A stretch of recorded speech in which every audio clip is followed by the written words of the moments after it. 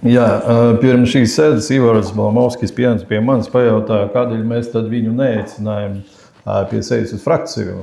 Tāpat kā mēs aicinājām Knoka kungu un Ziedņas kundzi. Nu, es viņam arī godīgi atbildēju, jo mēs balsosim pret viennozīmīgi, ja, jo nekā savādāk mēs nevaram balsot pēc tiem notikumiem, kas šeit ir notikuši burtiski iepriekšējā sēdē, slēdzot entas bērndārzu ēkas un skolu ēkas, ja.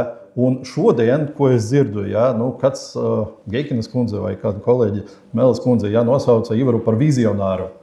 Nu, tad no vizionāra es sagaidu arī vīziju, ko es labprāt arī gribētu dzirdēt no šīs tribīnes, bet diemžēl ja, nu, šīs vīzijas vai tā vismaz kaut kāda ieskīcējuma, ja, man kā vecākam, kuram ģimene aug ja, 4 skolnieki faktiski, nu viens jau pabeidzis, ja, nu, bet 3 joprojām mācās skolā.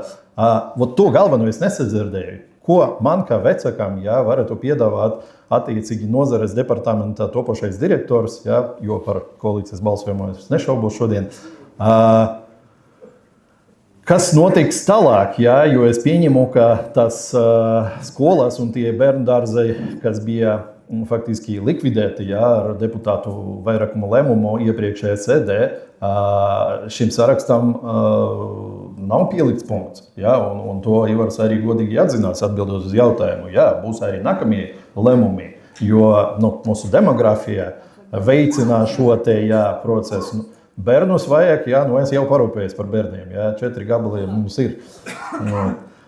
Līdz ar to, Ivar, jūs noteikti esat pelnījis šo amatu. Es nezinu, neviena cita departamenta direktora pienākumu izpildītāja, kas ilgāk atrastos PI situācijā. Ja? Un jums riktīgi paveica šodien, ja, ka Nacionālajai apvienībai vajadzēja tomēr Ziedņas kundzi ja, ievēlēt Mājokļu un vides departamenta direktora amatā. Un tad nu, nevarēja vienkārši palaist jūs garām. Tāda ir sajūta, ja? Tāpēc jums paveicas, bet jums nepaveicas ar koalīciju, diemžēl. Ja? Jo jums tik un tā būs jāturpina viņu politika, ja? Un tā politika ir graujoša. Un vienīgais pārmetums, ko es personīgi jums varu pārmest, ja? Nu, tas ir tas cirks, ko veicina šobrīd viena no domas deputātēm, braucot inspekcijas braucienus par Rīgas skolām, ja? Traucējot bērniem mācību procesu un faktiski nerespektējot arī vecāku tiesības. Ja? Nu, mēs zinām, par ko ir runa.